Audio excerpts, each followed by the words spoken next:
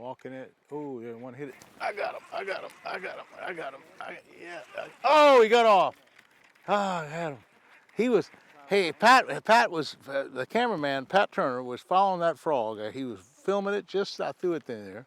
And we saw that fish come up and get the frog. And I had him on. Yeah, I don't think he was real big. I don't think, but I had him on for a while. Pulled him about 10 foot, and he got off. So, but anyway, it was kind of cool. It's hard to get a strike on camera sometime. I mean, it takes a lot of work to do that. But Pat Turner is a pro. I'm gonna tell you, he's bad to the bone.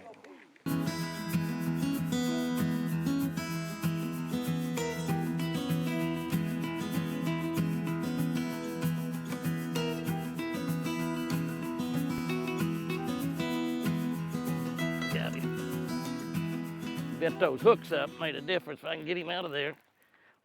He busted something up in there. I've only got 20-pound test line on here. I got him though.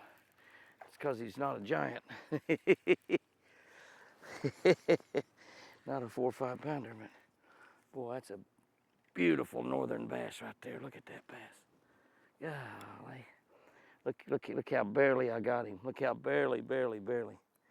And get that out of the way and show you something right here. Look at that. That's just how I barely got him. That's just how close he was to getting off. No way would I got that fish had I not bent those hooks out. That's a beauty. The one I lost a second ago was a lot bigger than that. Probably at least twice that size. When I said I bent those hooks out, I took my pliers. And got a hold of them down in here. Opened that up a little bit, both sides. Opened it up just a little bit. They'll also hang in the grass. You bring your fingers across there, see both of them will hang. So you can hang right there, you don't get them all the way across. There's one. I got a frog bass. That's a nice one too there, isn't it? I got a frog bass. Isn't that a bigger one? I got a frog bass. I hope they start biting that frog. I got a frog bass. Because I got one to tie on if they do. I got a frog bass. I don't have any braided line though, is my problem. I got a frog bass. Oh, I thought it was a lot bigger than that. Now we're talking. That'll work, go. That's it, frog bass. And I'll just explain the compliment. You know, it's much like Florida. You know, I'm an advocate of heavy braid. Dean Rojas, who created this Bronzeye Series frog, he advocates a 65-pound braid. I'm actually fishing a 50-pound braid up here. Will Wicks and some of the guys that fish locally do pretty good. You missed one, Jimmy? Yeah, I think it might have been a pike. Really? Yeah, I'm throwing out to deeper water. And with that, I'm throwing it on a big flipping stick. See, that's the whole deal with the frog. You need to really have some power. So I have a flipping stick, an 8-to-1 ratio reel. And when I set it up, when I really set up on them, what I do is I make a long cast. And here's the key. Getting that rod in where you can really set the hook. I got it on my side. I kind of just work it along. That's actually a musky rod you use, isn't it? Well, it's a big flipping stick, but a musky rod would work. But just basically having heavy tackle. Because I'm a power fisherman. I mean, I know you can finesse stuff, but you can't finesse a frog on a frog bite. That's not something you can do with spinning tackle and light line. You just can't do a frog anything less than 30-pound braid. I like that 50 also. Yeah. I like 50. 50's good. One of the keys to catching fish in a lake that you're not really familiar with, or even in a lake that you fish quite a bit, is find out the differences that are causing you to get a bite. And in other words, bass are a species of differences. They like something's different. In other words, in simple terms, if you had a lake that had a lot of logs in it, and only a few stumps, the bass are probably going to be on the stumps. You had a lake that had a lot of stumps and only a few logs, are going to be on the logs. A lot of grass, a few rocks. Now look for the differences, look for things that are different. Now, you take a lake like we fished today, basically it's completely covered with lily pads all along the bank. There's no bank that's not covered with lily pads. So you start looking for differences. So as soon as you get a bite or you catch a fish, you look and note what's around that area. And then when you catch another one, and pretty soon you're going to find some differences in there. Now another thing that you want to do, now we caught fish on spinnerbait early this morning, then they just quit biting it. We switched over to a frog where we could talk them up out of these lily pads. And then we hit some periods of time, and you know, if you happen to watch this whole show, you'll notice we caught a lot of fish. Then we had to switch up and use our backup bait, which is a lucky creature. This is what this is right here. And we use a lucky creature when we miss a fish on a frog. We'll put that lucky creature right back in there behind it and catch it.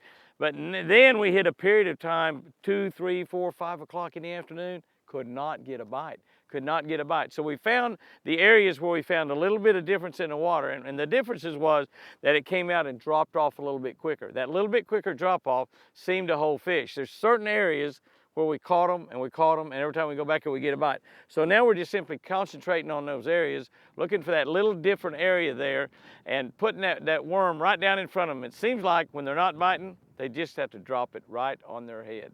I got one. Oh yeah. I got a pretty good one. Froggy fish. I got him. Froggy fish. Yeah. I got him, son.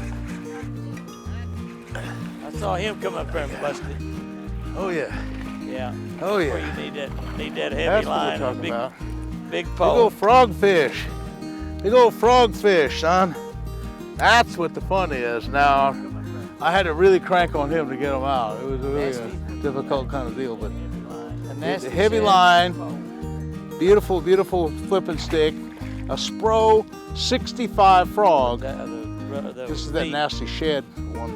And I'll cut the tail. One thing that Dean Rojas developed this from, and he cut those things down. He likes to cut 3/4 of an inch off. Yeah.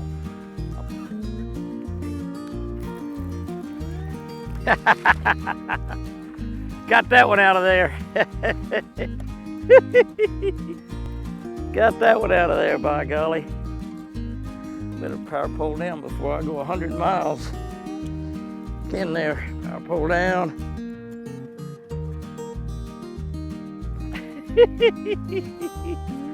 Woo!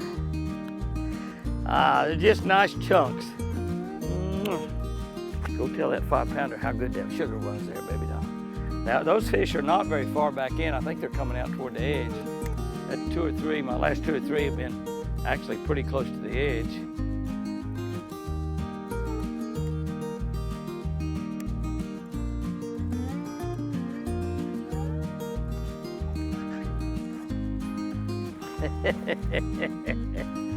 Well, he come up there and ate it. He come up there and ate it. Power pole down. Look at him in that clear water. I mean, they're beautiful. Oh, nice fish. Nice fish. Well, I throwed my worm. I flipped my worm a while and got one bite. Lost him. Finally picked my frog back up. Bingo. Another nice bass. The reason I power pole down in these spots is a lot of times there's 3 or 4 around in an area, kind of a little bunch of them in an area. So you want to just kind of power pole down when you catch one. As soon as you catch one, and make several more throws in that area right there, because there might be 2 or 3 more fish right here close by. Oftentimes, now they're not schooled up, I'm not saying that, but oftentimes there'll be several fish in one little area for some reason. There might be more crawfish in there, might be more bait fish, more bluegill, something for them to eat. Might be some reason why a bunch of crappie in there feeding on something.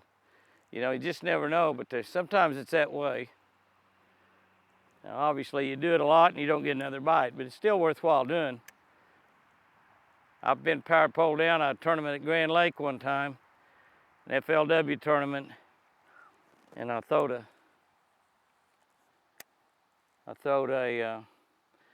spinner bait up there and come by the end of a log, caught about a 4-pounder.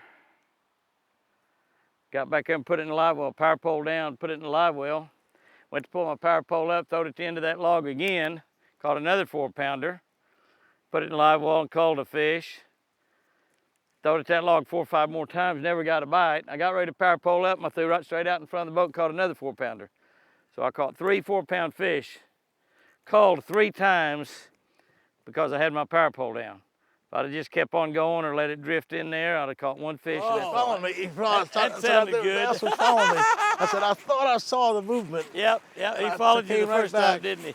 I came right back. And That's what you I call was being observant. What I did, That's I threw what in you there call a couple casts ago, forcing them out. and I said I thought I saw a little wake. He didn't take it, and then just as I was reeling it in, then I said to Jimmy, I said, "It's right about there," and bam, he blew up on it. Little Boy, one. But you horsed that just one in. being observant.